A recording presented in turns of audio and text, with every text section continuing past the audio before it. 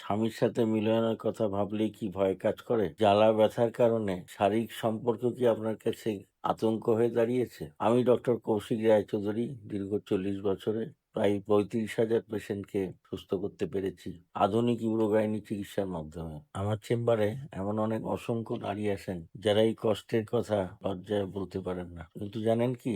সঠিক চিকিৎসা পেলে আপনি মাত্র ১৫ দিনে এই সমস্যা থেকে মুক্তি পাবেন। আজকের এই ভিডিওতে আপনাকে কয়েক মিনিটের মধ্যে আমি জানাবো যে সহবাসে কষ্টের কারণ কি এবং কিভাবে স্থায়ী সমাধান সম্ভব। একটা ঘটনার উল্লেখ করছি।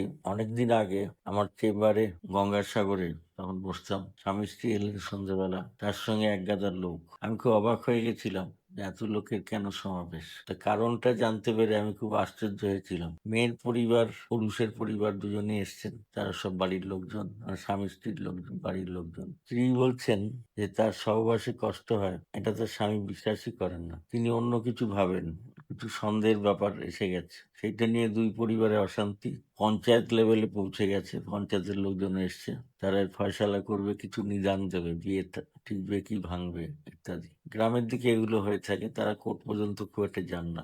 আমার খুব খারাপ লেগেছিল। আমি ওদের দুই পক্ষকে বললাম, আপনারা বাইরে বসুন, শুধু স্বামী স্ত্রী থাকবেন ঘরে, আর কেউ নয়। আমি কিছু প্রশ্ন করব। প্রশ্ন তো করতে গিয়ে অনেকেই জানতে পেরেছিলাম। কি প্রশ্ন করেছিলাম এবার আপনাদের বলি। আমি ভদ্রমহিলাকে জিজ্ঞাসা করলাম, আপনার সন্তান কটি? তিনি বললেন, ৩টি, সব ঘরে বাচ্চা, নর্মাল ডেলিভারি।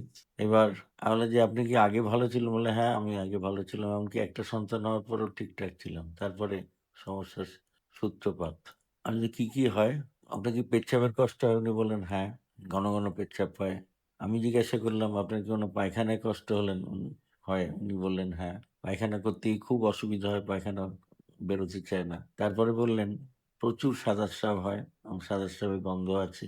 আর মেলামেশা করতে গেলে ভীষণ জ্বালা করে, মোটেও ভালো লাগে না, এবং স্বামীকে তিনি অ্যাভয়েড করেন, যার জন্য স্বামী অ্যাভয়েড করার কারণ বুঝতে পারেন না, তিনি অন্য কিছু ভেবেছেন, যার জন্য আজ এত কাণ্ড। তা আমি সব শুনে যেটা বুঝতে পেরেছিলাম এবং যেটা দেখেছিলাম সেটা আপনাদের বিশদে বলবো।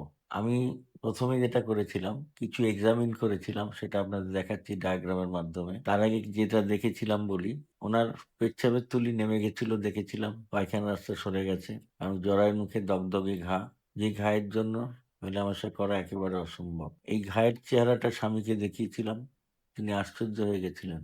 তিনি বললেন যে এরকম ঘা আছে, আমি তো কোনো জানতে পারিনি, অনেক ডাক্তার দেখিয়েছি, তারা তো কিছু বলেননি। তা আমি তখন বললাম বাধ্য হয়ে যে হ্যাঁ, যাদের দেখিয়েছেন তারা হয়তো ঠিক মতো ওনাকে এক্সামিন করেননি, বা হয়তো ওনার কথা ঠিক মতো শোনেননি। যাই হোক, এর বেশি বলা উচিত না। এবার আমি কি দেখেছিলাম সেটা আপনাদের দেখাচ্ছি। দেখুন, এটা নাভি,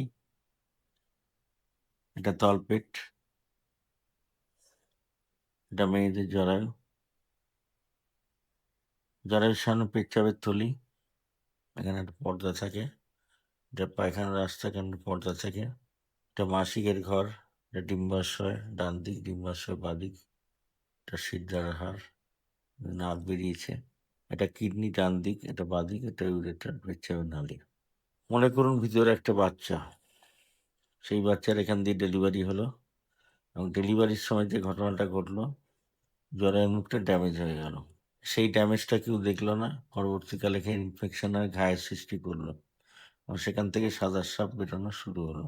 আমি দেখলাম বাচ্চার ডেলিভারি যখন হয়েছিল, তারপরে পেচ্ছাপের থলির সামনে পর্দা ছিঁড়ে এটা নিচে নেমে গেছে, এখানে পেচ্ছাপ জমছিল। পায়খানা রাস্তার সামনে পর্দা ছিল, সেটা ছিঁড়ে পায়খানা রাস্তায় নেমে গেছে, এখানে পায়খানা জমতো, ক্লিয়ার হতো না, যেটা একটু আগে বলেছি। এবার কি হচ্ছে, এই জরায়ের মুখে ঘা সারতে পারছে না, পেচ্ছাপের থলি থেকে কন্টিনিউয়াস ইনফেকশন আসছে, আর পায়খানা রাস্তা থেকে ইনফেকশন আসছে, এবং মহিলাদের 3টি অ্যাপারচার পাশাপাশি, পেচ্ছাপের রাস্তা, মাসিকের ঘর এবং পায়খানা রাস্তা, এটা নিশ্চয়ই জানেন আপনারা। এবার ঘটনা হচ্ছে, স্বামী যখন সহবাস করতে যাচ্ছেন, এই ঘায়েতে ধাক্কা লাগছে এবং প্রচন্ড ব্যথার পরিস্থিতি তৈরি হচ্ছে, তার জন্য উনি নিজেকে সরিয়ে নিচ্ছেন।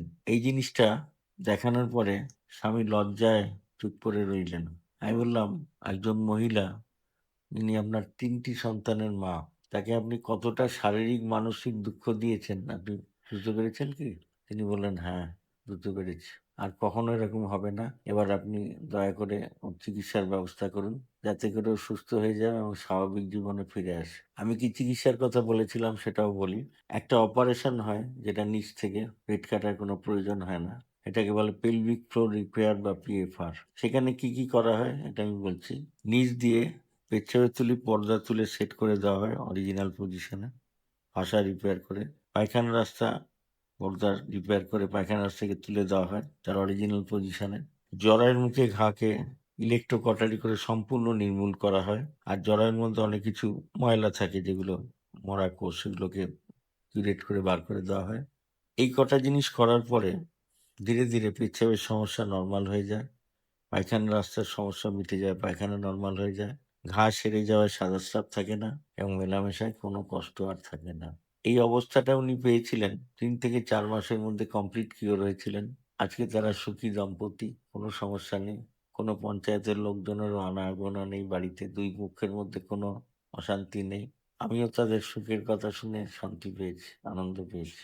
আপনাদের বলি, এরকম সমস্যা ঘরে ঘরে দেখা যায় এবং অবশ্যই এটাকে অবহেলা করবেন না বা স্ত্রীকে ভুল বুঝবেন না।